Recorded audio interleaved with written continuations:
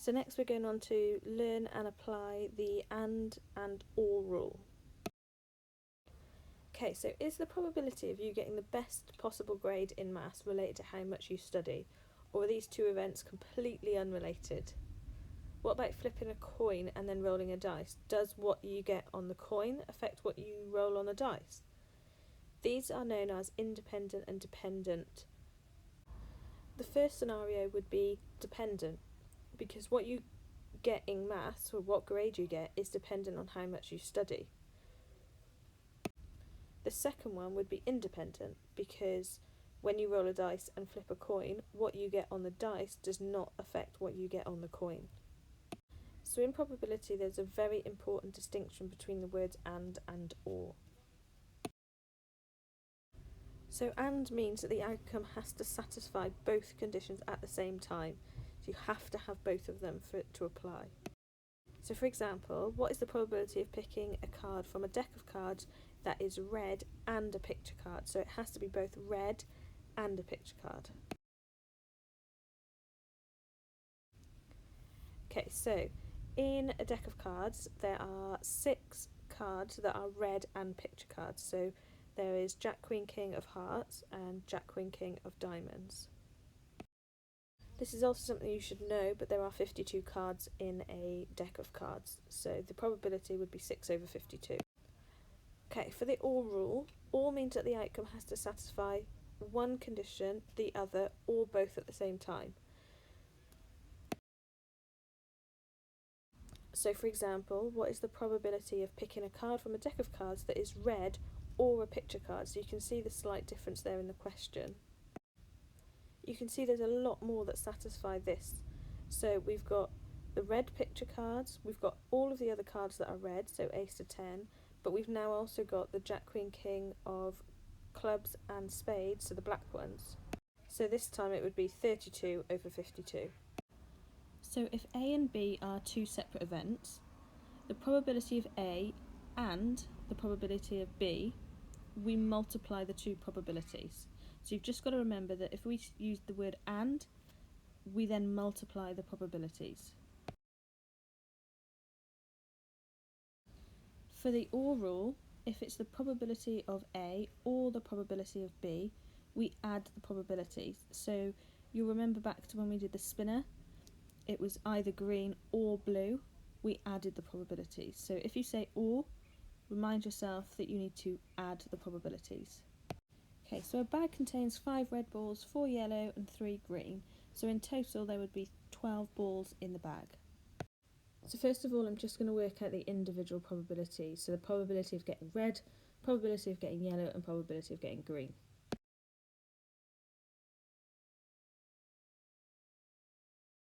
So question A, the probability of getting a red ball or a green ball. So red, the probability is 5/12.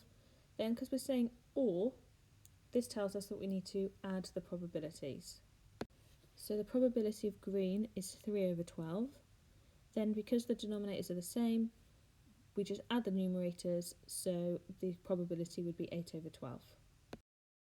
For the second one, the probability of a green ball is 3/12.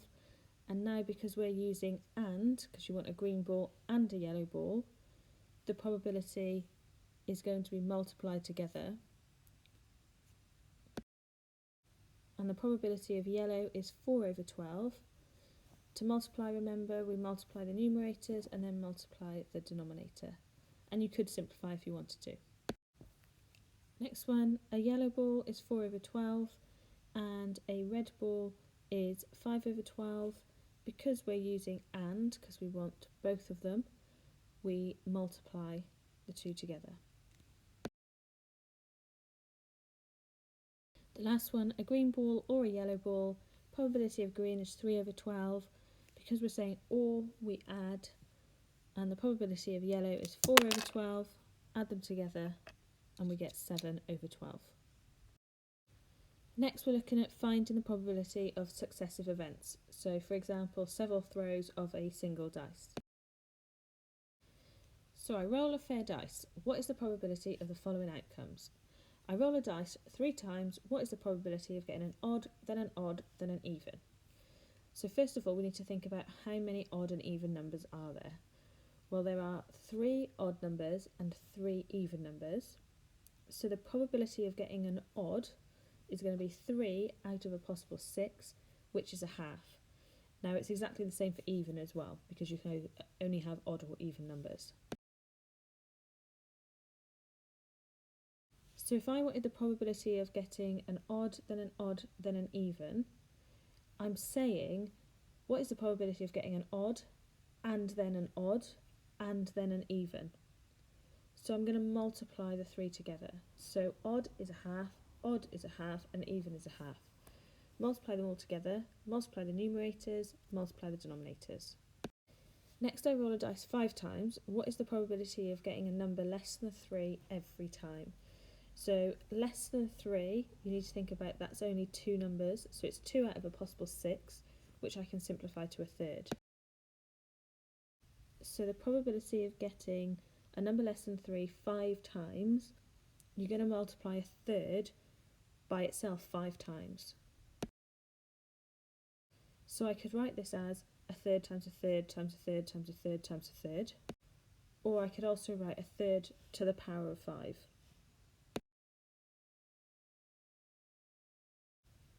I roll a dice 4 times. What is the probability of rolling a prime number? Now, prime numbers on up to 6. You've got 2, 3 or 5, so that's 3 out of 6, which we can simplify to a half. So the probability of getting prime and then prime and then prime and then prime, we're going to multiply a half together 4 times. So a half times a half times a half times a half, or a half to the power of 4.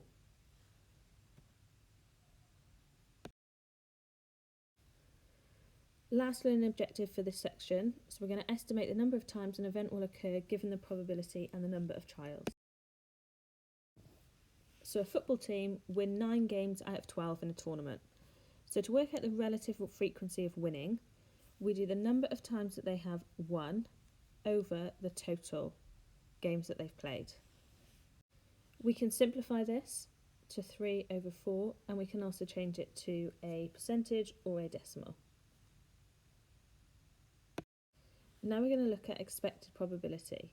So if the team plays 100 games in a season, how many games are they likely to win? Now we know that the relative frequency is 3 over 4. If we multiply this by how many games, so multiply by 100, you're going to get how many you expect them to win.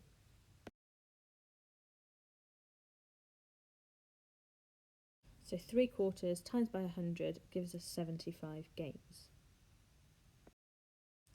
100 people were asked whether they were left-handed.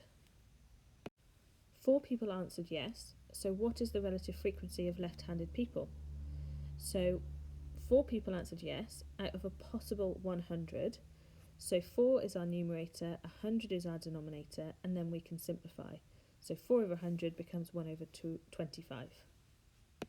So we know that probabilities add up to 1, so we've already got 0.4, 0.2 and 0.1. So to find the missing probability for cricket, we can add these together and then subtract it from 1. So 0.4 add 0.2 add 0.1 is going to give us 0.7, and then if we subtract that from 1, we're going to get 0.3 left for cricket. There are 600 boys at school. Work out the number of boys who play rugby. So we start off with our 600 because that's how many in the school, and we look at our relative probability, which is 0.4, multiply these together, and we get how many boys play rugby, so 240. This bag contains 3 red sweets and 7 blue sweets. Tom took a sweet from the bag and noted its colour and then replaced it. Now this is really important that he put it back in the bag. We're going to get on to whether they replace or don't replace and how that affects it when we look at probability trees next. But for this, the fact that he replaces it means that the probabilities do not change. He did this 10 times and found that he obtained a red sweet on 4 occasions. So what was the relative frequency of the event that a red sweet was chosen? So he got a red sweet on 4 occasions out of 10, so that would be our fraction, 4 out of 10. Or we can simplify it, or we can change it to a percentage, so 40%. He then carried out the experiment another 10 times and combined his results with the first trials. He found that he had obtained a red sweet on 5 out of 20 occasions. What was the relative frequency of the event that a red sweet was chosen? So if it was carried out another 10 times, we've now got 20 times this experiment has been done. Only 5 times did you pick out a red sweet. So our probability is going to be 5 out of 20. Or we can simplify that to 1/4 or 25%. Now you'll notice that these are very different. 40% and 25% are huge differences, and it's all from the amount of times that he trialled the experiment. He continued doing this and recording how many trials and how many times he got red, and he plotted this on a graph. So let's step back a minute and just think about what should the probability be from what we've already done. So we've got 3 reds out of a possible 10. So the probability should be 3 over 10, or 0.3 or 30%. Now let's look at how that compares on a graph. Now the 3 out of the 10 is the theoretical probability. That's what it should be. But relative frequency is from doing the trials. So what actually happened when you tried it out. Now you'll notice that the graph changes the more trials you do, but it also starts to level out. A question that they always ask in the exam is which one is out of their trials is the most reliable. Now if you look, the more he did the trials, the closer he got to 0.3. So the more trials you do, the more accurate your relative frequency, your probability is going to be. Pause the video and have a go at these 5 questions. Press play and the answers will come up. Any problems? Note down which question it is and remember to ask me about it.